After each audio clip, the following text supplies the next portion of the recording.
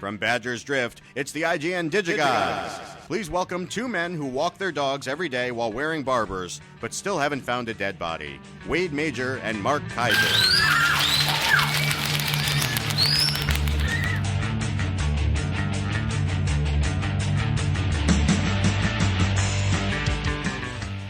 Wow, barbers, walking dogs, man. Corey, who sent that unbelievably, remarkably obscure reference into us? Corey? That was written by Clark Aldrich, who challenged us to Google something and fail. Although I think it's a book reference, right? I don't read. Okay. So, Mark, you know what I did this last weekend? I spent better part of 2 days hanging out with Kid Rock's cousin. Did you know that? Now, before the punchline comes, yeah, I have to say that we're late this week. Yes, we are. So what happens because is... I was hanging out with Kid Rock's cousin. That's why we're late. Say the joke, and then I will... Well, I was hanging out with Kid Rock's cousin, Kid Stone, otherwise known as Kidney Stone. That's right. Thank you. We were going to podcast. The reason we're late, we were going to podcast. I get an email from Wade's wife, who says Wade is in the ER with stomach problems. Oh, wow. Yeah. Very exciting. Hope he's okay. Because we had talked earlier that day. We're like, all right, we're going to do it. Knock it out. That's correct. Yep. And then suddenly, there was a moment. I said to her, because I was going to go down for a nap with the baby. I said, I'm feeling a little woozy. I'm feeling a little thing going on. I said, well, I'll take a nap with it. Maybe it'll probably go away. I kid you not. Within 40 seconds of lying down with the baby, I was like, okay, now I'm in pain. And I called Ren. I'm like, this really. And then within maybe another 90 seconds, it was excruciating pain. I was like rolling around on the floor on an armoire. I was inconsolable. And she's like, I got to take you to the ER. I'm like, no, it'll go away. I'm sure it's just like bad turkey. I'm sure it was just the sandwich I had for lunch. You told me not to eat it. It was like a week old. I'm sure that's all it is. And I'm not kidding. It was like I ate turkey that was a week old, and she was like scolding me. It's like, meat's too old. I'm like, no, it smells good. It's fine.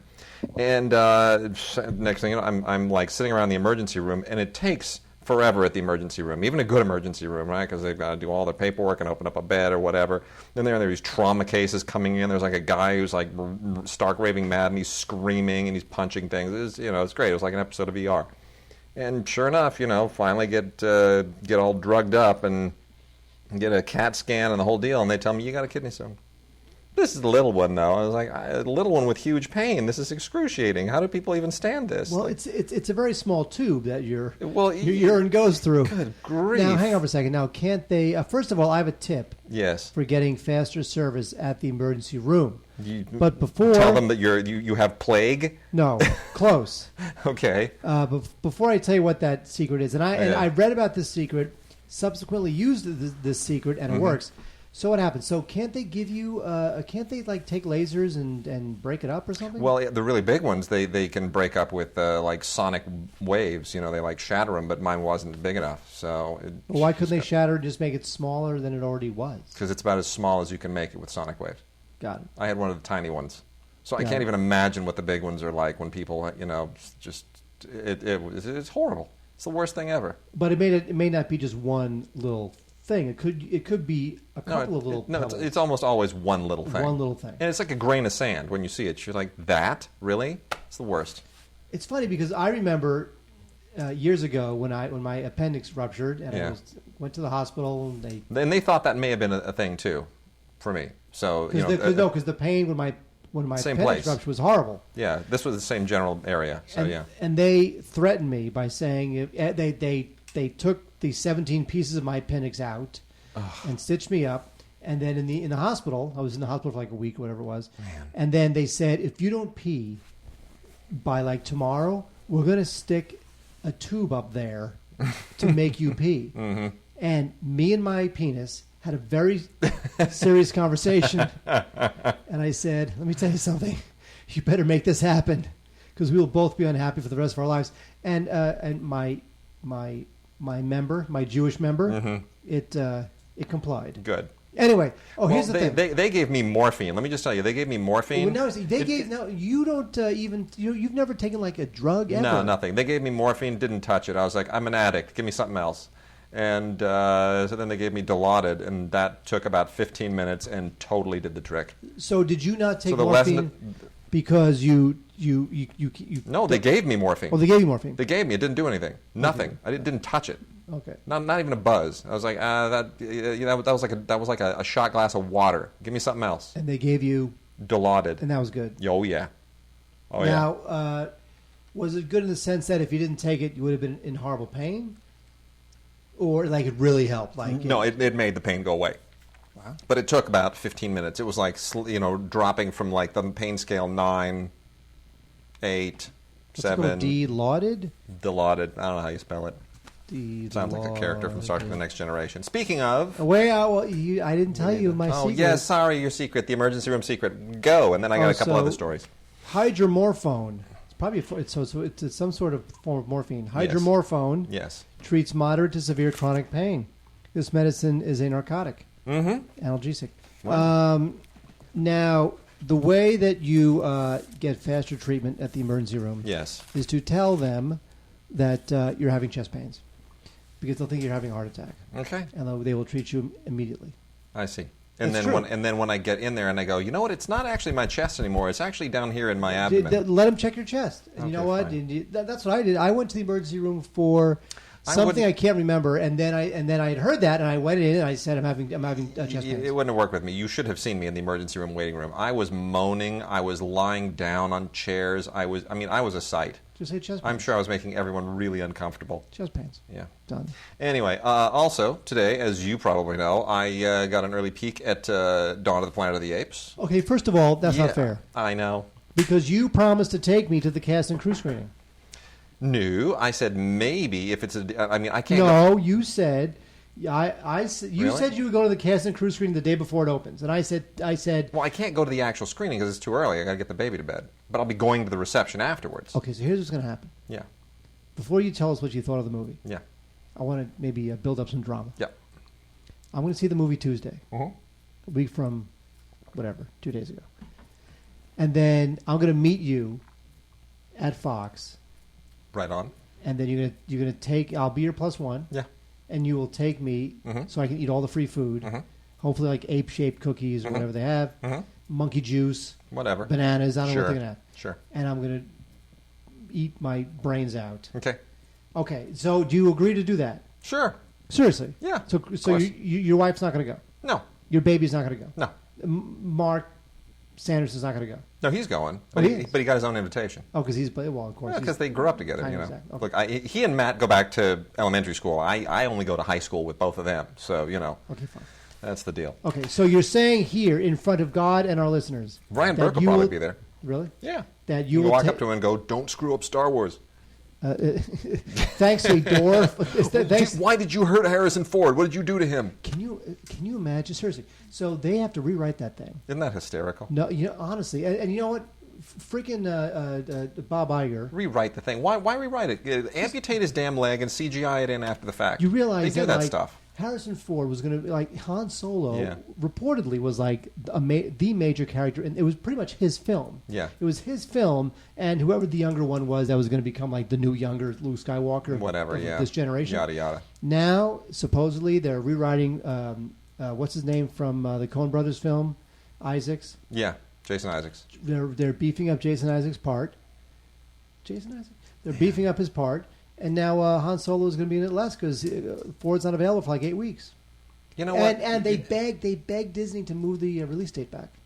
They wouldn't do it. Wouldn't do it. That's a big mistake. Big mistake. You move the release date, for crying out loud. Anyway. Okay, so Planet of the Apes, good or bad? Go. It's good. It's good, man. It's really good. I'll say nothing more because I got to talk about it on the radio the day after on opening day. But so I'm not going to obviously tease my comments. But it's good. It's really good. And keeping in mind, I hated the last one. Truly loathed it. And it's not just because Matt's a friend. And a guy I think is an amazingly talented director. But it is good. It's a good script, and it is. This is what I'll say. I appreciated that it is in many respects almost an anti-tentpole. It's surprisingly intelligent and thoughtful. Wow. Yeah. It is. It is. So you're using the words intelligent and thoughtful and tentpole in the same sentence. I sure am. And Absolutely. not split up by the words "are never." And this may finally be the mocap performance that gets Andy Serkis an Oscar nomination. It seems that's what people are saying. It could be. It really could be. I mean, because, in LAFCO, we've always had this debate. Every time he's done one of those things, people are like, why not Andy Serkis as Gollum? Why not Andy Serkis? He was really good as King Kong. He was really... And even with that Planet of the Apes film, the last one, that was getting people like, Andy Serkis, man. We've talked about him before.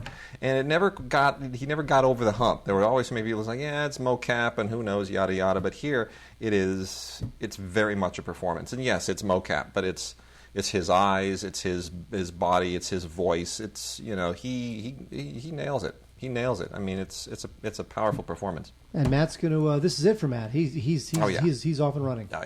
Oh yeah. Because it was iffy there for a while. Well, I mean, it's been an interesting career for him, but this is the deal. Yeah, he's off and running for sure. Yeah, for sure. You know what they're gonna give him? He will do one of the Star Wars, at least standalone films. Maybe. Yeah, maybe. I have no knowledge of that, but I'm just saying. He's got his own films he wants to do, too.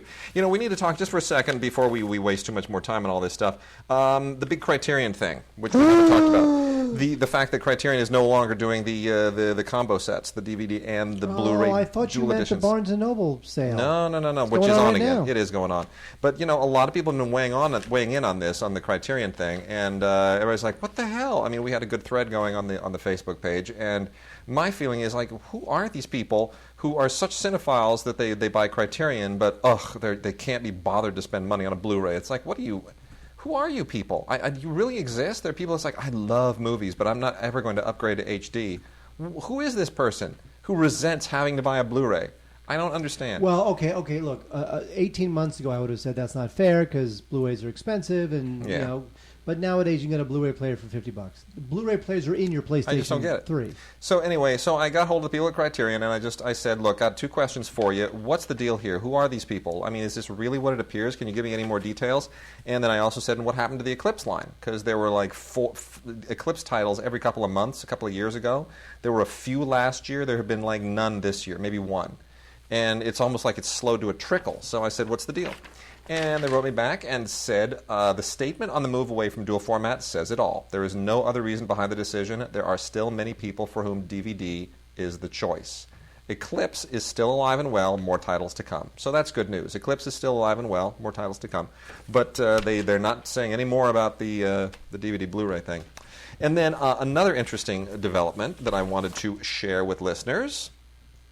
Echo Bridge, who is, remember, the Miramax library when it was bought by Ron Tudor and Colony Capital, right? They bought the Miramax library, snatched it away from Harvey. At the time, I said, I still say Harvey's going to get that library back. You remember, I've said this many times. You have? I was there. And, but, they snatched it and they kind of licensed 200 and some titles to Echo Bridge to just kind of shoot out there, spit them out on the original the exact same copies that Disney had released from the other library, and then give Lionsgate some A-list titles like, Pulp Fiction and stuff like that, and let them, Shakespeare in Love, let them sort of play with that. And then we got this from Echo Bridge, that they basically said, we will no longer be sending samples to reviewers. The nature of our business has changed, and we will no longer have many new release singles that need promoting. Echo Bridge is continuing to acquire and distribute films as always, and they're available to purchase at many retailers, etc., etc. And I said, could you clarify what's going on here, and what does this mean for the Miramax library? And they said, it means most of our business is now based in multi-features at low price points, intended for impulse shoppers at major retailers. In other words, there are like 12 horror films in one thing, right? Like, oh, look, that's great, what a bargain, $6 and I get 12 movies.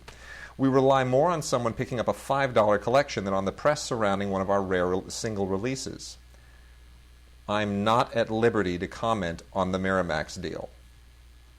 So where did the Miramax films go? This is what I think is happening.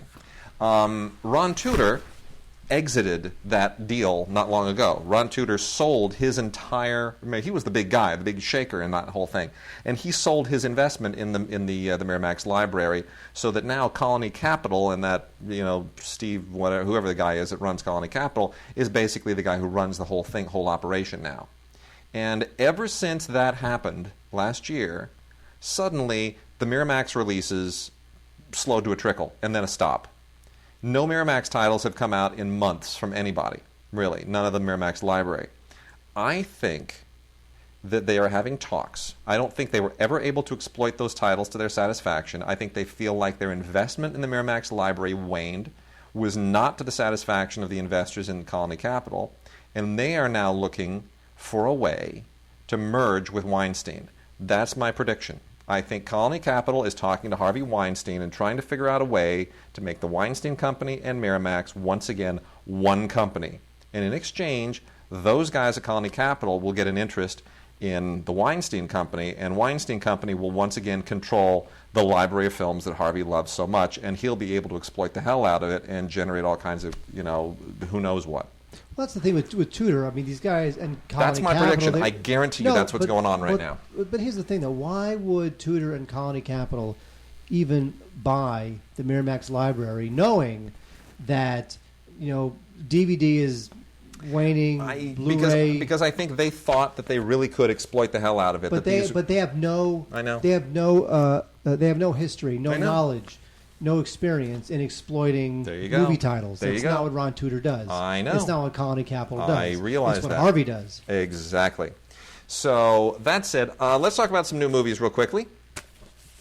I'm going to blow through a few interesting mid-level, second-tier type things, straight-to-video stuff that people might want to pay attention to that might otherwise get kind of lost in the shuffle. One is a movie that I was supposed to talk about on radio a few weeks ago. This did get a theatrical release. It's from Wolf, which does a lot of gay titles. It's called Test. We didn't get to it on radio, but it's now out on DVD, and I thought it would be worthwhile giving this a quick mention. It's not a great film, because it's basically, it all takes place in 1985, right at the beginning of when AIDS is becoming a public health, a real public health consideration. It's like breaking out into the mainstream, and people are afraid, and there's a real taboo about it. And it's about basically a gay dancer in 1985 in San Francisco who feels like he needs to get tested, but he's just terrified of what might ensue. And, it's the fear of AIDS and this whole plague-like atmosphere. And, again, not a great movie, a very simple movie, but I think one of the few that really does a really good job of recreating the period. 1985, San Francisco, middle of the AIDS scare. I think it does. It's certainly worth a look for people that find the concept interesting. And then Ben Kingsley will do absolutely anything. Anything, Mark. Anything. Yeah, what's funny is that for a guy who'll do anything, you would think he would never get any prestigious acting offers because he'll do anything, but he still gets. I know. He was in Hugo, terrific in Hugo. He shows up in brand new big tentpole films. Somehow this guy's reputation in the legit film community cannot be destroyed. I know. Well, anyway, James LeGros will also do just about anything, but James LeGros is a damn good actor. And he's an indie darling, and Ben Kingsley's a damn good actor. But this movie belongs to Cody Smith-McPhee, who, of course, was Matt's discovery because he was the kid in Let Me In. Let Me In. He's also in Apes. Is that right? Yep, sure is. Does he play an ape or a human? Plays a human. Interesting. He's good. He's really good. So anyway, he's... Does a human and an ape have sex and deliver an ape-human-baby hybrid? Go. Oh, my gosh. Does that happen? No, it does not. Okay. That just grossed me out. Thank you for turning apes into some kind of V thing. Anyway, no, this is basically about a 15-year-old kid on a bird-watching, or should we say birding, I know that's the appropriate term, on a bird-watching road trip, coming-of-age road trip. Ben Kingsley is wonderful. Cody Smith-McPhee is really good. James LeGros is terrific. It's called A Birder's Guide to Everything, and it's a really sweet film. And I'm kind of surprised it didn't get a better release, but there it is. And then we also got from Monterey Media a little movie called Redwood Highway, which features Shirley Knight and Tom Skerritt. And again, this is one of these Northwest kind of nuggety movies about this woman played by Shirley Knight who undergoes this 80-mile hike to kind of relive the last several decades of her life. It's about an exploration of life and meditation and all that kind of stuff. And it's kind of a nuggety road trip. But Shirley Knight is wonderful and Tom Skerritt is great. I love nuggety road trips. It's a nuggety road trip, and but you know what? It's really sweet. It's very nicely put together. Again, a movie that deserved better than it got. Four of Hearts is a little bit lowbrow, but it's got a decent cast, and I don't know any of these people. Darren DeWitt Henson, Nadine Ellis, Gabrielle Olds, Michelle Krusiek. I don't know who any of them are. But this is from RLJ Media. Normally at Image, but this is officially RLJ Media, this release. And it's just one of these kind of daring, everything since Bob and Carol and Ted and Alice that has sort of dealt with relationships and, swapping and infidelity and difficulty in relationships. Directed by? Paul Mazursky. So depressing, isn't it? That's the news we didn't even bring up. I know. Because I just don't even want to face the fact that he's gone. I'm so depressed. My beloved picture of me with Mel Brooks. I know. Right? Mm-hmm. That was taken at the LAFCA Awards. Yep. Because Mel Brooks showed up to present Paul Mazursky our Lifetime Achievement Award. Man. Well, anyway, this is very Bob and Carol and Ted and Alice, except with, mixed-race couples and interracial couples and kind of a millennial angle to it. And not as good, but certainly tries to push some of the same buttons. Four of Hearts. Give a look if that interests you. And then lastly, before I unleash Mark on the pick of the week, a movie called Dark Hearts. A lot of hearts this week. This is with a bunch more people that I don't know, except for Goran Viznik, who, of course, used to be on ER, a word that's prominent or a term that is an acronym that is prominent this week on the show. The rest of these people are complete unknowns. But this is one of those obsessive love thrillers that has some cool music, and it's got a cool style vibe, and probably worth a look if you're looking for a grungy little thriller that's got some pointed edges to it, and an interesting, young, sexy cast that will probably show up in a lot better things. So if that appeals to you, go check out Dark Hearts from Vertical. Mark, this week has the release of the film that all critics unanimously... Did you see the pics of what the best films in the first 6 months of the year were from our friends over at Variety? I did, and Isn't all that of them... amazing? Every single one of them. Those guys never agree. Justin, Peter, and Scott never agree on any damn thing. They have taste as varied and diverse as can be. I have served on juries with all three of them. We know them all well. I can't imagine those guys ever agreeing on anything. Yet all three of them agree the best film of the first 6 months of this year is... The Grand Budapest Hotel. There you go. Amazing. It is great. It's a great film. It's the mid-career winning streak of Wes Anderson continues. I think this thing is just beautiful. It is just a flight of whimsy, and it is just a fanciful story that weaves in murder and art thievery and ski chases and all done in the usual Wes Anderson way. Now the thing with Wes Anderson is if you're not into the Wes Anderson thing, okay, what Grand Budapest Hotel has, which Moonrise Kingdom also had, was a certain emotional authenticity that even with all the drollness and all the hipsterism and all that sort of deadpan humor, some people thought that Anderson was not that emotionally authentic and real. Moonrise Kingdom definitely was, and here I think he is too. Yeah. And Ralph Fiennes is great, playing the concierge at the Grand Budapest Hotel, and I just think this is great. I think that, with apologies to Gene Hackman from Royal Tenenbaums, I think that the Ralph Fiennes' character here is the most memorable individual character that Anderson has ever created. Pretty great. It's great. It's great. Tilda Swinton's great in it. This thing is just infectiously fun. It's so well produced. It's just enveloping and expansive, and it's beautifully rendered. It's great. What's nice is it's even though he has always been a Richard Lestry guy in his career, this is where he kind of goes into Ernst Lubitsch territory, and I thought that's just delightful. Well, it's funny because, to me, if you're referring to Be or Not to Be, well, To Be or Not to Be and Trouble in Paradise, and there are sort of a lot of Lubitsch films that also have a Hungarian connection. That this just screams. That's true, because people are saying that this is like his To Be or Not to Be. Now, To Be or Not to Be is strictly a political film, whereas this is not a strictly political film. And Trouble in Paradise takes place primarily in Austro-Hungarian locations, and it's based on Hungarian play. So there are all kinds of little winks and nods to that here. But he nails it. It's fantastic, beautiful stuff, and some great featurettes and beautiful looking Blu-ray. It's just a delight, absolutely a delight. And by that way, the Bill Murray Tours the Town featurette is every bit as awesome as it appears. A couple other little quick titles here. A Blu-ray of a movie called Vinyl, which is it wants to be one of these kind of classic rock indies.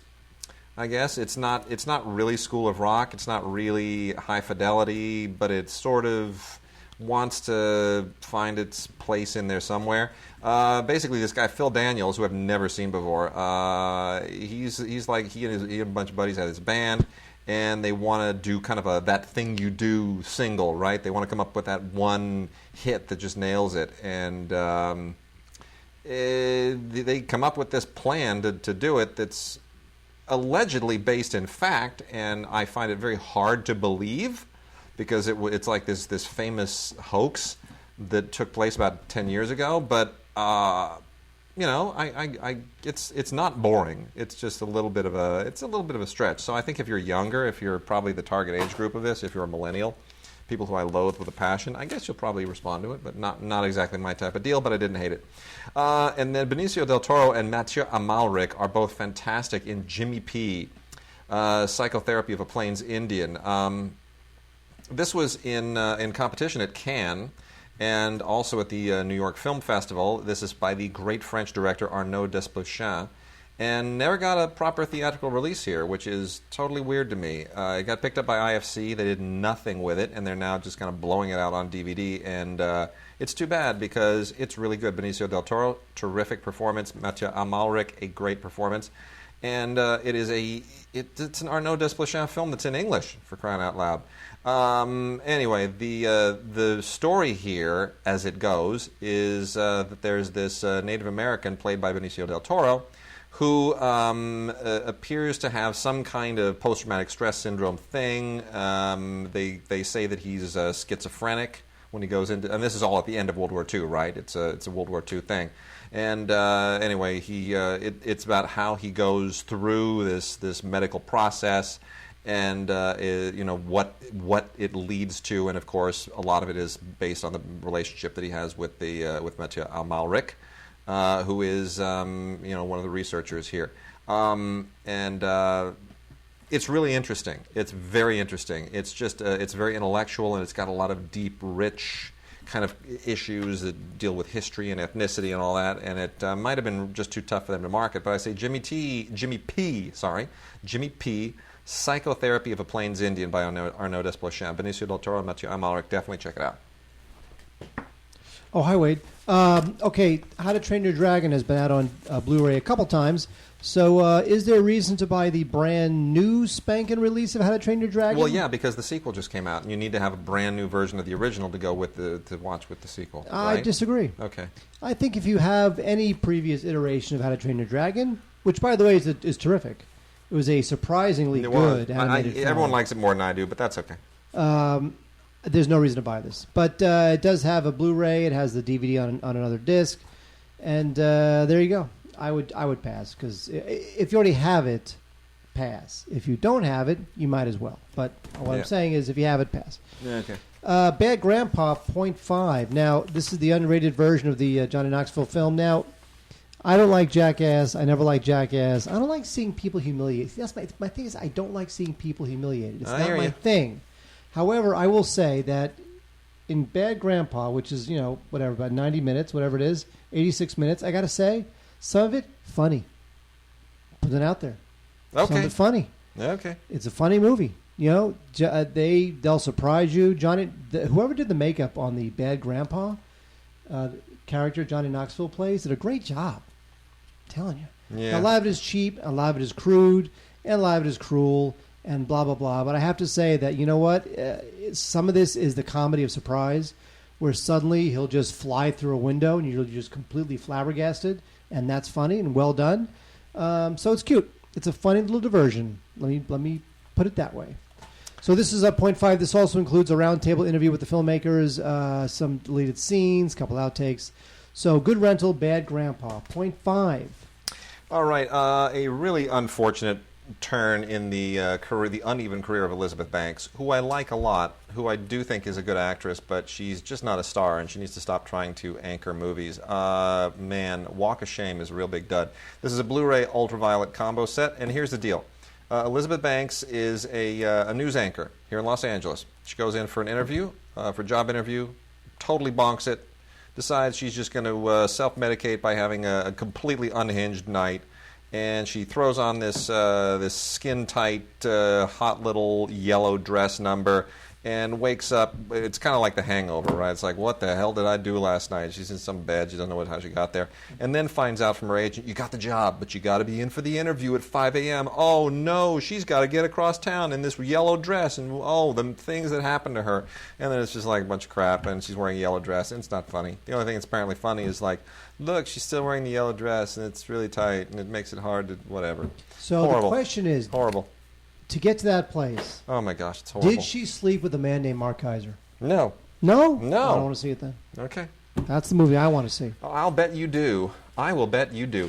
Let's here. I got a bunch of documentaries here that I've been stockpiling for a few weeks. Speaking of documentaries, Yeah. why don't you ask me how many Criterion Blu-rays are in my Barnes & Noble queue? 27. 8. 14. Oh, 14. Okay, All right. tell me if I should buy these or not. Now, these Okay. are in my queue. Now, here's the thing. At this point, I really only want Blu-rays of films Okay. that I really, really love forever and ever. Never want to keep forever. You realize when I'm done here tonight, I'm going home, and I've decided that I'm going to have at least a half a night binge going through my collection. I'm just going to say, never going to watch that, never going to watch that, never going to watch that again. Nope, seen that too many times. That's gone. I'm going to purge. Really? I'm going to spend like 2 or 3 hours just purging stuff tonight. Seriously? Yeah, I got to do it. It's Who just, are you? I know. You know what? You're the man who would just hoard DVDs just to be able to say. I've been watching World Cup games, and I'm just realizing that game was more entertaining than half the movies I own. No, 90% of the movies you own. Because you own Yeah. so many. I know. Okay, before we get to the documentaries, should I keep this or bag it? You ready? Yeah, hit me. Now, I've seen all these films, but do I Right. want to own them forever? Sure. Tokyo Drifter. Oh, yeah, for sure. It's cool. It's cool. It's been a long time, yeah. but it's cool. Yeah, but that's one you'd like on a rainy day, you'll go, man, I want to watch Tokyo Drifter. Yeah, for sure. Kieslowski's Three Colors. Gotta get that, please. of course. Yeah. Gotta get that. Seven Samurai. Of course. Scanners. Iffy. Really? Yeah, Okay, iffy. We have 80s memories of that. You know, it's like a fun thing. I remember Scanners, but I can't really Probably imagine. doesn't hold up. I don't know. I can't think of a situation in life where I'd be sitting down going, you know what? My daughter has never seen Scanners. I think we'll have a daddy-daughter night and watch Scanners together. It's just not going to happen. Godfrey Reggio's Katsi trilogy. No. Boring. Well, this one I'll get, although you will not want me to. Nashville. No, Nashville is worth having just because it's a really important film and Henry Gibson's in it, and Henry was a really neat guy. And because I knew Henry a little bit, so because I went to school with his son. Okay, fine. Oh, did you hear that? Was that a name drop? Yeah. Okay, Give Me Shelter. Rolling Stones, Give Me Shelter. Oh yeah, I guess you got to have that. Right, yeah, gotta have that. Yeah. Now, I'm a huge Harold Lloyd fan, so The Freshman, I gotta get that. Yeah, of course. The Crumb. You like that? I'm I not love a fan. Crumb. That's great. Those people creep me out. That's a depressing movie to watch. I just want to shoot myself when it's over. Now, would I ever watch Kronos? Del Toro. No, Maybe really. Pan's Labyrinth, yes. Kronos. Not really. No, Not I really. wouldn't, right? No. Okay, Big Chill I'm getting. Yeah. Okay, well, the last four I'm getting, whether you like it or not. The Big Chill. Yeah. Gotta get that. Of course. My all-time favorite documentary of all time, Hearts and Minds. Yeah. That's just too important. Pickpocket, the Bresson film. Yeah, absolutely. Hell yeah. Hell yeah. And then Hard Day's Night. Yeah, of course. Of course, Hard Day's Night. I thought you were No, I wasn't. wavering on Hard Day's Night. No, of course. Okay, I'm removing Scanners. That means I'm down to 13. You're down. All right. I'm going to blow through some docs, okay? Go. You ready? Here we go. Yes, you want to ma'am. time me? Tie you? Time me. Oh, thank God. 5 minutes. 5 minutes? Give me 5 minutes. I'll blow through these. I'm going to count you down. Here we go. You ready? I'm going to Ready. put a timer on this so that it goes bing, bing, bang when the 5 minutes are up. 3, 2, 1, go. Shebang. The Class of '92 Extended Edition. This is a Walmart exclusive. A really, really cool World Cup thing for anybody who's a soccer fan.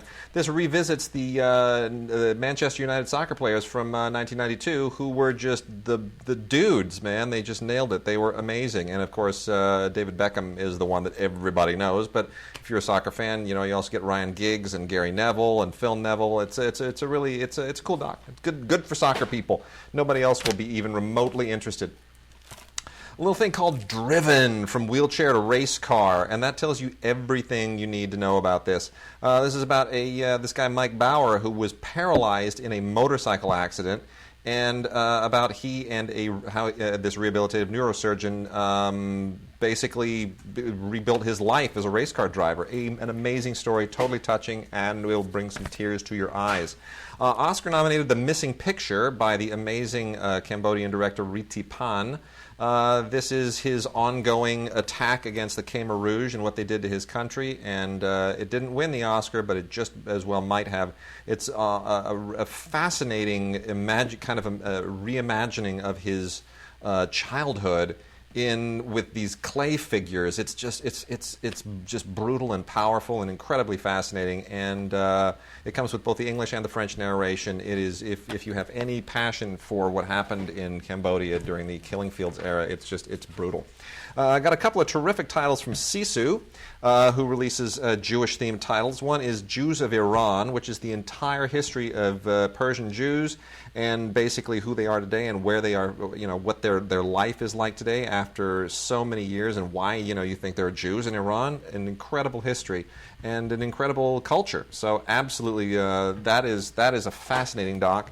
And also one called Fringes: New Adventures in Jewish Living, which is basically kind of this really powerful look at the reinvention of Jewish identity in a very difficult era. And Paula Wyman-Kellman is the documentarian here, and it takes three separate stories, and it's a fascinating movie about Jewish identity that I just thought was great. The Unknown Known was pretty controversial. Errol Morris grabs Donald Rumsfeld and points a camera at him and lets him loose. No, you forgot one thing. What? Handed him a lot of rope. They handed him a lot of rope, a lot of damn rope. A lot of people kind of felt this was exploitative. Others felt like he was letting Rumsfeld pontificate. Frankly, I just think it's fascinating. And because Rumsfeld is so shameless, he has no sense of how he is perceived by history, zero. By his friends, by his enemies. But not only that, he doesn't care. He doesn't care. And at that point, it's like if you have somebody like that, it's like I don't even want to ask him a question. It's like, dude, roll, throw camera switch. Let man talk, and it's a terrific doc. It really is. It really is, and controversial. Watch it with some friends and argue afterwards. From Breaking Glass, we got Breaking Through, Out of the Closet, Into the Halls of Power. This is a really, really interesting doc about gay elected officials, and many of them pioneers, and how this has sort of changed the political landscape and what they've gone through and all of this, and really, really interesting, just given a lot of the current political tides in the world and in the United States. So that's a good one. Ride Report: 10,000 Miles to Rio. Unfortunately, nothing to do with the World Cup. This is basically a motorcycle road trip. Filmmakers Tiernan Turner and Matt Kendall want to go down to Carnival, so they basically blow through 10,000 miles, starting in Las Vegas and ending up in Rio, sitting on Suzuki motorcycles. And it's basically fun. It's not meaningful or anything. It's just them encountering weird, odd people and having a good time. And I thought it was okay. World War I is enjoying all of its 100-year anniversaries lately. Just a few days ago was the 100th anniversary of the assassination of Archduke Ferdinand. And so I am going to recommend the BFS release of the First World War Centenary Collection, The Somme, S-O-M-M-E, which is still the most brutal single loss that the British Army has ever had in history. 120,000 soldiers just poured into this battle, and it was astonishing. This took place in 1916, so it's the 98th anniversary, in effect, of the Somme. But you definitely want this is just, it's amazing. And it's 3 separate documentary segments for this. Almost done, Mark. The Great Flood by filmmaker Bill Morrison is really interesting. He directed Decasia. Remember Decasia? Aw, I didn't quite make it. Did you ever see Decasia? I did not. The decaying film thing. It was an experimental deal. That's a negative. We gave it an award at LAFCA. We gave it one of the. We did. We did. We gave it the Douglas Edwards thing. Oh, please, come on! Don't get me started on the Douglas Edwards Experimental Award. I know. Or the inevitable acceptance speech from the winner of the Douglas Which Edwards, never ends. Which never ends. It never ends because it's like, oh my gosh, I'm here. I got an award for something. Okay. Anyway, this is a documentary about the 1927 Mississippi River flood, which was at least until Katrina which is not a flood, it was a hurricane, but still the most amazingly psychotic flood in the history of the United States. And Bill Morrison and Bill Fressel, who's a guitarist, put this together, and it's not a traditional documentary in any way, but it is certainly a tribute to what happened, a nice archival, a nice little archival deal. And then the last two I was going to blow through here. Let me go real quick. One is called GreasePaint, real quickly. This is about this guy named Joe Thurmond, who is a wrestler and rodeo cowboy who decides to just become a clown. And he drags his family and burns up his life savings just to create this clown persona. And this is a really, I thought this would be like a fun documentary to watch. It's deeply disturbing. It's really, really upsetting. Because the guy had like a really good career going as a cop. Like he was once a wrestler, and then he becomes a cop, and then he becomes a clown, and he burns through everything and puts his family at risk. And you just think, dude, man, some dreams are just not worth chasing. And then lastly, there is We Always Lie to Strangers, which is all about Branson, as in Branson, Missouri, Branson, Missouri is like the Vegas of Middle America. It's a weird, strange place with all kinds of shows, and people vacation there who can't afford to vacation anywhere else. And I just find it really an unusual place. I don't know why anybody would ever want to go to the Ozarks on a vacation, but for some reason, Branson is like the bomb for millions of people in America. And this endeavors to tell you why. It just made me want to stay very far away. But hey, whatever floats your boat, that's what I say. Wade. Yes, sir. You only live once. And let's say I'm lucky enough to live, 80 years. Sure. That's kind of a joke. Sure. 80 years. Sure. I will not spend 1 second of those 80 years in Branson. Uh-huh. Certain places you just know you're not going to visit. Machu Picchu, probably not going to visit Machu Picchu. I'd visit Richard Branson, though. Would you? In space? Would. Wherever he is. In his balloon. His beautiful balloon? In his balloon. All right, should we do some TV? Do some TV. Should we do some new movies? Do some TV, and then I'll rock some Criterion. Wade, in the mid-'90s, I was a TV talk show producer. It's what I did. I produced TV talk shows. Yes, you did. And there was a show. Very nicely, I would add. Thank you so much. And there was a show on HBO that was all about a TV talk show host named Larry Sanders. And it was the Larry Sanders Show. Mm-hmm. Let me tell you something. Larry Sanders Show, which aired from 1992 to 1998, was all about the nightly production of the Larry Sanders late-night talk show. To most people, this was a comedy. A brutally honest, satirical comedy on what it takes to put on a late-night talk show. But to people like myself, who were working in late night at the time, this show, documentary. This thing is so spot on and so hilarious, and Rip Torn is just unbelievably brilliant. I saw him in Manhattan producer. once. Huh? I saw him in Manhattan once, Rip Torn. Oh, no, that was Rip Taylor. Never mind. Carry on. They're both nuts. Yeah. So this is a DVD that combines seasons 1 and 2. It's a combo pack. Rip Torn is really good on this show. He's so good. And that voice of Gene his Garofalo and Jeffrey Tambor is the sidekick. I mean, this thing is absolutely Hall of Fame brilliant. The Larry Sanders Show. I cannot recommend it enough. It was literally my life for the 4 years I was at NBC Late Night. So very highly recommend. I mean, it would be better if it was on Blu-ray. It would be better if it was if it was an entire series set on Blu-ray. But the best we can do is 1 and 2. Now, 1's already been released on DVD. True. I have it. Yes. That was years ago. Yes. Now we have 1 and 2 combined. Anyway, that is the Larry Sanders Show. Next, we have Helix. Now, Helix is a sci-fi show that I actually kind of thought was pretty cool. It's about these guys who work for the CDC, and they have to go to the Arctic to investigate a disease outbreak, and of course, things spin from there. This sounds like one of those Canadian shows that we always make fun of for being kind of like, like the retarded uncle of an American show. Yep. But actually, it's not. It's an American show, and it's really good. And you know why? Here's why it's good. It was the EP, Ron Moore. Sure. Right? Star Trek The Next Generation and Battlestar Galactica. Serious pedigree, right? Yeah. In the show-running staff. Sure. Love it. So it's good. It petered out for me a little bit towards the end, but it's a great setup. The pilot, it was a 2-hour pilot. I remember watching it. It's a great pilot. And it's good. Helix, Season 1 on Blu-ray. I like it a lot. I also liked on DVD a really cool show that was not on my radar until we got the DVD called Hinterland. Now, Hinterland, this is Season 1. This is about a detective in Wales. Not like in Wales, like he was swallowed by a whale, but it's in Wales. Oh, the country. The country of Wales. That speaks that language that nobody else speaks. They speak the language, and every word in the Welsh language has like 6 Ys. They have like 6 Ys, 17 consonants, and maybe a couple of vowels. It's the worst language ever. Lots of G's and D's and GRs and GDHRY,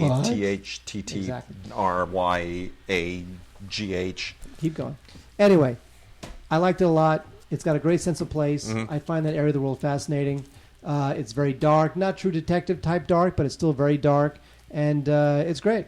It's a really cool show. Hinterland, Season 1. I don't know if there's going to be a Season 2, but I hope there is because Season 1 was terrific. A couple of classic TV shows we'll get to real fast, then a couple of moderately new shows we'll get to. What do you? Oh, yeah. I got a couple over here, too. Bewitched, Season 3 and 4. Now, this has all been out before, but these Yes. are now the bargain price deals. Deals. Bewitched, Season 3 and 4. Not a fan of Bewitched. I hadn't really liked that show. Oh, gosh. How can you not like it? Had two different Darrens. What wasn't into it? Two different Darrens, Nope. both named Dick. Not into it. Dick York, Dick Sargent. Also not into Mama's Family. Complete Season 4 is now on DVD. Not a fan of that. We've talked about that before, too. Partridge Family, a little bit before my time in terms of on. sitcoms. Partridge Family 1 Come and on, 2. get happy. Not into it. And then the newest one is Season 3, Part 2 of Teen Wolf. And this is an MTV show that somehow has survived. No one talks about it. It's not even that great, but it's held on. So Season 3, Part 2 of Teen Wolf now on DVD, which is weird. Booyah. A couple more TV things to talk about. Now, I missed the whole Party of 5 thing because it just seemed really gay. and not in a like a homosexual sense. You're using it in the 80s sense that we grew up with, right? Yes, correct. Correct. The Vince Vaughn sense. Thank you for correcting me. Yes. But like your parents chaperone you to the dance sense from that horrible Ron Howard movie. Okay, the show, which ran from like 94 to 2000, had a cast that you would recognize today. Of course. Matthew Fox, who wound up on Lost. Lacey Chabert, who blew her chance to make untold millions on Family Guy, but then she left after the first season. It's weird, I know. It was replaced by Mila Kunis. Jennifer Love Hewitt was in the show. Scott Wolf was in the show. Nev Campbell. This is the complete first season on DVD. I don't get this show. I never liked it. It's about 5 siblings whose parents are killed by a drunk driver, and they've got to make it on their own. And I just think this thing was a real soap opera, just a real lame teen soap opera. And I totally missed the boat. People loved it, but not me. Finally, on my end, Boondocks. Now the Boondocks complete 4th season. This thing has been. There's a new season of the Boondocks. I believe it's the last season of the Boondocks. It was just premiered, and it does not include the work of Aaron Magruder, who was the originator of the Boondocks comic strip, which was also the show for 3 previous seasons before this 4th season DVD. Not a fan of the animation on this show. Not a fan of the characters. I just really think the show is just odd. I just don't. It's very political, which I like. It's got a real social edge to it, which I like. I just don't find the characters interesting. I don't find the animation appealing. The animation almost has like a Ralph Bakshi feel to it. And I want my Ralph Bakshi to be completely X-rated. Yeah, totally. I don't want my Ralph Bakshi to be unhinged. like, yes. I don't want it to be like, PG-13 TV stuff. So, not a fan of Boondocks, but it is on DVD, complete 4th season. Go, Wade. You know what? I never heard of the show Sugarfoot. I have 3 titles here from the Warner Archive collection, and they're all television, all classic TV series seasons. One is Sugarfoot, the complete 3rd season. I never heard of Sugarfoot. I should have heard of it growing up. Didn't. This is all new to me. I don't know where this show came from, but anyway, Sugarfoot stars Will Hutchins, who vanished soon after. Basically, as this is kind of the anti-Western on television, right? He's this guy Tom Brewster, otherwise known as Sugarfoot Tom Brewster. This is season 3 that I've got here, and basically he's like a law student who doesn't believe in violence. And so he's sort of not the rifleman. He's the opposite of the rifleman. And it's a kind of a peculiar, likable show, but really, like a lot of other shows from this era, you're watching it for the cameos from basically actors that you recognize from a lot of other shows. The only thing I found interesting about this is that Adam West plays Doc Holliday. How cool is that? Adam West is Doc Holliday. Who knew? Adam West rules. Adam West is Doc Holliday. I'm going to say that again. Adam West is Doc Holliday. It's the greatest bit of casting I've ever seen. It's pretty awesome. You also get Connie Stevens and Rudolph Lee and Troy Donahue and a bunch of other people here who just James Coburn always shows up in these things from this period. So that makes it kind of interesting. Then we also got the 8th season of the FBI with Ephraim Zimbalist Jr. Pretty much the same as every other season, running a little thin by the 8th season. Again, you get like David Soul and Martin Sheen and like Edward Mulhare and Dean Stockwell, William Wyndon, of course. Remember William Wyndon? From the big marijuana spaceship episode of Star Trek. Exactly, Admiral Decker.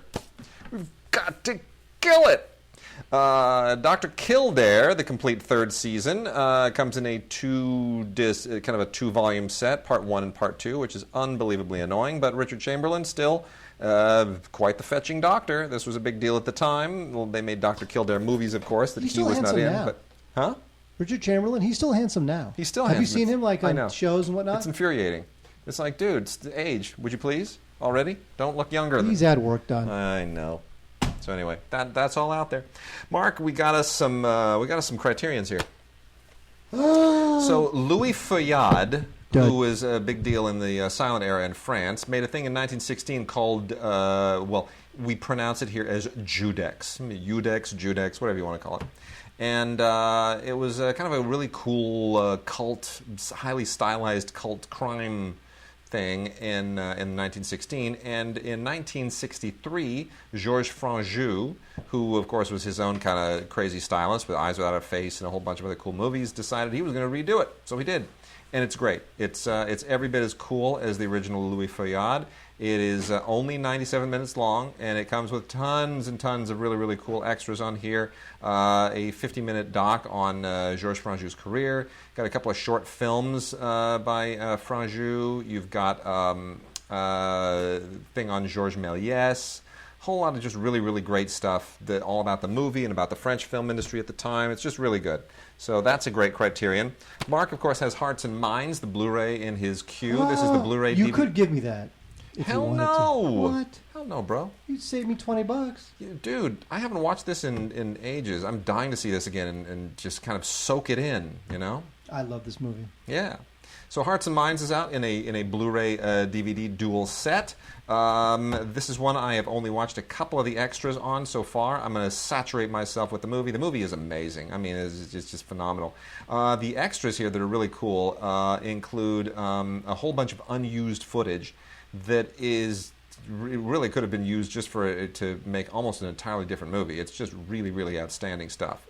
You realize that when you make a great documentary, you're not just using the stuff that matters. You have to make these just critical decisions, because this thing could have probably been 10 hours long. As it is, it's almost 2 hours long. It's just really, really great. So, and then you get a great booklet here that has a wonderful essay by Judith Christ in particular, and a bunch of other essays. That's sharp.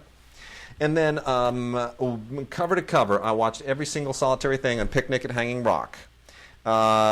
Peter Weir, I'm just heartbroken that he cannot get a film made anymore, and that he's kind of almost thrown the towel in on making movies, because this is didn't you love The Way Back, whatever it's called? I did. The Way Back? I thought it was great. I thought really? I thought it was such a terrific film. I mean, Peter Weir has never made a film that I did not love. Not one. I mean, if his name was not on that film, you would not love it as much. I would have. Really? That movie brought me to tears. That was just an outstanding film. Anyway, of course, this is based on the 1967 Joan Lindsay novel. And it is just a wonderful, mysterious... This is the film that essentially launched his career around the world. This is a wonderful, mysterious, fascinating, dramatically compelling film. Just a bizarre sort of mystical realism that just doesn't exist in any other movie. And it is, of course, about a group of women from an all-girls college who vanish during a picnic on Valentine's Day, and it just what psychologically, narratively, every other way, this is a masterpiece. It gets better with age. Made in 1975, dates beautifully, and is loaded with all kinds of outstanding stuff on here. The Blu-ray transfer is masterful. It just doesn't get any better than this. And it's got an interview with Weir that is captivating, completely captivating in every conceivable way. New introduction by David Thompson, who's always really great. Love all of his books, by the way, too. And then an on-set documentary that makes you, well, if it's even possible, make you love the film even more. Tons of stuff on here. Blu-ray and DVD. Get it now while you can. Picnic at Hanging Rock. It is just a screaming masterpiece. Is that right, Wade? It is. Absolutely is. All right, Mark, we've got, I'm going to make a mention of one other foreign film here before we get into a whole bunch of other stuff. The Lunchbox. Did you see The Lunchbox? I did not see The Lunchbox, and I felt bad about that because... it's really good, man. Everybody loved it. Tim loved it. Tim's the one that got everybody... Remember, he sent us all an email. He's like, you guys got to see The Lunchbox. It's great. One of the best Indian films in a very long time. This is a Blu-ray DVD combo set. Ritesh Batra is the director, and part of the reason that this is just so great is because you have this unbelievably fantastic cast, anchored by Irfan Khan, who is just always great. Life of Pi, a lot of, Slumdog Millionaire. He's like the go-to guy. He's like the Indian actor that we put in all our Hollywood movies now. But it's just wonderful, and it all starts with a misdelivery. And it kind of brings these two people together, this man and this woman. Irfan Khan is the dude, and everything that happens after that is magical. It's just magical. It's just about human connection, and it's magical. I'll give you nothing else. You just will absolutely love this movie. It's like if it were possible to remake this as a Hollywood film and not do it with like Matthew McConaughey and Kate Hudson, you might be able to do something really incredible. So watch it. They're going to probably remake this. They'll probably ruin it, but if they do it right, it could be fantastic. Just saying, it could be fantastic. All right, Mark, let's burn up the end of the show with some classics. Wade, look, I know that when you say classic, you wouldn't thinking to yourself Airplane 2, the sequel, when you said classic. But it's pretty great. Well, here's the thing: is that it's funny because Airplane. It's not a good movie, but it has enough moments that you're like. Airplane was such a phenomenon. And by the way, we should point out these are all Paramount titles that are now being released by Warner Brothers, and they're new to Blu-ray. Correct. Yes. So Airplane 2, the sequel. Obviously, Airplane was a phenomenon at the time, and it was pretty amazing that the Zucker brothers did not return for this one. Yep. They're nowhere near this thing, which I guess is either a sign of foolhardiness or possible... well, they didn't want to do a sequel. They didn't think it needed a sequel. Yeah, I think it was really more a sign of integrity. Yeah. So they wound up with some guy named Ken Finkelman. Who's done nothing else since. Who's done nothing else since. Yeah. And he pretty much just sort of rejiggers all the old Airplane jokes into Airplane 2, except for what I will tell you is one of the great side gags in movie history. We've talked about this so many times and one never of the gets old. Great Shatner is of all the other things he's been involved in. Yep. Captain Kirk, right? Mm-hmm. He was actually involved in what I consider one of the great side gags ever. Yep. And I'll just say two words to you, Wade. No tower. So good. The best moment ever. Totally. This Blu-ray is worth it just to hear Shatner say, no tower. Also, from that Warner now releasing Paramount titles to Blu-ray thing is the Oscar-winning Stalag 17, courtesy of the amazing Billy Wilder, whose career just never, ever had a dip. Stalag 17, is one of that along with The Great Escape were the films that were fused together to make Hogan's Heroes. But William Holden in this, it's the original, the one and only great prisoner of war camp World War II movie, and it just kicks butt. It's great. Absolutely great. And Otto Preminger is in it. He's fantastic as the Commandant. Billy Wilder just nailed this thing at won Best Picture deservedly. William Holden won Best Actor. I mean, it's a great film. It still holds up. Stalag 17, can't miss it now on Blu-ray. Not a great transfer. They kind of sort of farted that one out, but the movie holds up. Wade, 4 films that are new to Blu-ray, and it amazes me that they have not been released on Blu-ray before. One is The Odd Couple, the Jack Lemmon and Walter Matthau classic that begat the long-running sitcom. This is from 1967, and it is hilarious. It's a great, great movie. It's funny, based on the Neil Simon play, directed by Gene Saks. And, one of them's sloppy, one of them's fastidious and neat, and they got to live together. And it's just great. Odd Couple's terrific. It is a classic that will last forever. The Talented Mr. Ripley, which actually, it was funny, I just finished reading the book. Yeah. Because I'd never read the book. Mm-hmm. Right? Patricia Highsmith's book. Right. I read it on my Kindle. I love my Kindle. And I downloaded this. I've been streaming the movie on Netflix. Sure. So the fact that it is now available on Blu-ray really means nothing because you can just stream it on Netflix. Have to say, movie, it's okay. I feel like they didn't really get the character. I feel like the Matt Damon character, who was a con man and always knew he was a con man, and part of the thrill of the book is hearing his inner monologue as he tries to figure out how to get out of the next pickle. Mm-hmm. None of that is in the movie, because obviously you can't get into a guy's head in a movie, as you can in a book. So it's missing that core soul of the book. So it's okay. Matt Damon plays the lead character, and it's okay. Pretty Italian. Patricia Highsmith was a pretty horrible anti-Semite, by the way. You know that. Yeah. Well, what can I do? Marathon Man is a very odd, terrific. Speaking of anti-Semites, that Dustin Hoffman, he so hates Jewish people. Exactly. John Schlesinger, right? Yeah. A great director of the 70s, right? Great director right into the 90s. That's true. Called Comfort Farm. That's true. Directs The Marathon Man. This is a very unique, interesting thriller with World War II Nazi overtones, starring Dustin Hoffman as the Marathon Man, who winds up getting involved in this whole World War II surviving Nazi Laurence Olivier crime thing, portrayed by Laurence Olivier, and all. It would be ridiculous in anyone else's hands. That movie would not work with any other director or any other 2 actors. It would just be absurd. It would be like a straight-to-video trauma film. But somehow here it's like one of the great movies of the era. What's that thing he says? Is it safe? What's that thing he says? Is it safe? You know, there's a very funny story about Marathon Man and acting, which I think I might have told on the show before. I'll tell real quick. There's a scene in the film where Dustin Hoffman's character has not slept for 3 days. So in order to get more into the character, Dustin Hoffman did not sleep for 36 hours. So he can better act as if he was tired. So when Olivier sees him on set to shoot the scene, Olivier says, how you feeling?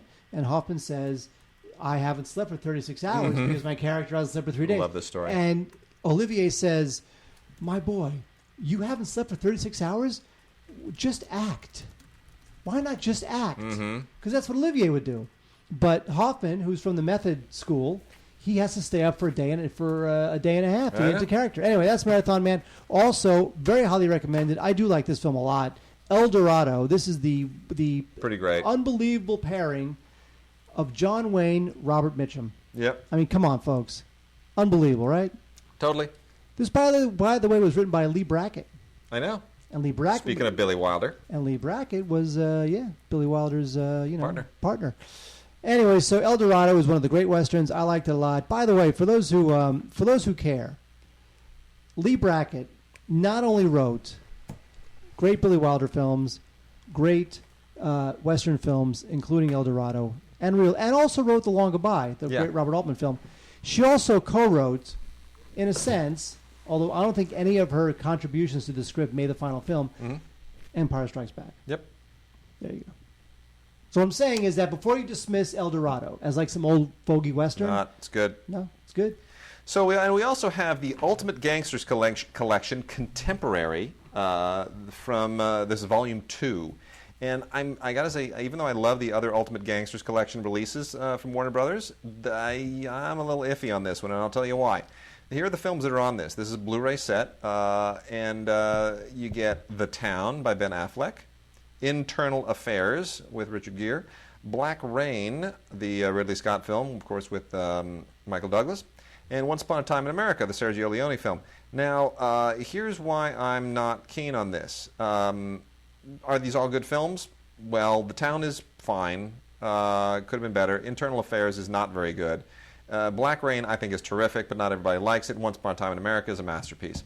The reason here being that Internal Affairs is the ringer here. I don't think anyone needs that. And Once Upon a Time in America is coming out end of September later this year in the extended director's cut, nice big splashy thing, so you don't really need that.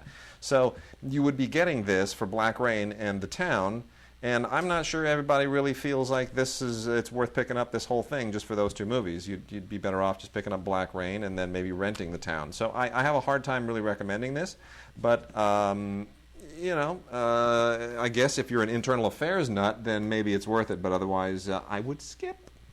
And then just to kind of wrap the show out, let's see, we've got some, let me nail these Olive titles. We've got, speaking of Paramount catalog, 3 titles from Olive that are now out. They're from the Paramount catalog, and Olive, of course, also dips into that Paramount catalog and releases stuff.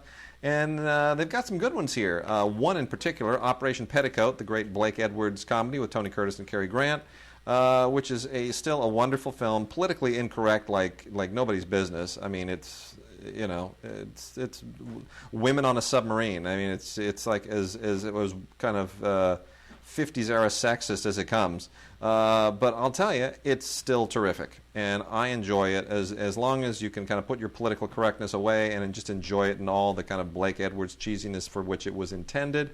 It is a lot of fun, and it's really well written, and it's just really fun directing, and I just think this is a movie that sometimes gets a little bit unfairly maligned. So, Nurses on a Submarine, man. It just doesn't get any better. I'm sorry, I'm going to be politically incorrect. Leo McCarey's Good Sam, with Gary Cooper and Ann Sheridan, is an oft-overlooked 1948 classic that features one of Gary Cooper's most endearing performances. Really, he basically is a department store guy here who just can't get a break in life, and it is an awful lot of fun. And Ann Sheridan plays his wife. And the shenanigans here are just delightful. Leo McCarey has such a light touch and yet has such a wonderful way with sentimentality. I really recommend it. And then a movie that I was totally unfamiliar with, didn't even know this existed, is called So This Is New York, with Henry Morgan, Rudy Valley, Virginia Gray, and Donna Drake. Totally unknown to me. Was made in 1948. Harry Morgan, I didn't even know was doing stuff in 1948. I mean, I thought he started with MASH. I didn't even realize Harry Morgan had a career before MASH. He was actually born 65 years old. It's just strange. But this is a Richard Fleischer movie. And it is, of all things, based on a novel by Ring Lardner called The Big Town, and adapted by Carl Foreman. I mean, this is like a huge bunch of people on this that just, I don't know why I've never even heard of this movie. So This Is New York basically stars Henry Morgan as a kind of Lubitchy Nebbish, who uses his inheritance to take his wife and his sister-in-law to New York and bump up against all these peculiar people, and they're all trying to get his inheritance, and it's shenanigans. It's not brilliant, but it's entertaining, and certainly a little bit edgier than most of the other stuff that was made at that time, and I would say this is a lovely discovery. So since this is a limited pressing, I believe, from Olive, you might want to go ahead and at least buy it and give it a look-see, because it's worth checking out. So This Is New York. All right, with that, Mark, show is over. We're going to... We're still looking for outros. We're going to have some listener mail next week that we've been kind of compiling. And then we are actually, it's going to be in 2 weeks, because I should say, because the 4th of July weekend is coming up, and we're all going to enjoy a long weekend, and because I'm on NPR next week, and having to somehow juggle all the films I have to see for NPR with World Cup quarterfinals and semifinals, it's going to be an excruciating week. So, and having lost all this time because of hanging out with Kid Rock's cousin, so we're going to take a bit of a bye week next week, and then be back on the week of the 13th. And so that will be the next show, the week of the 13th. And so everybody sort of enjoy the interlude, and we will see you then.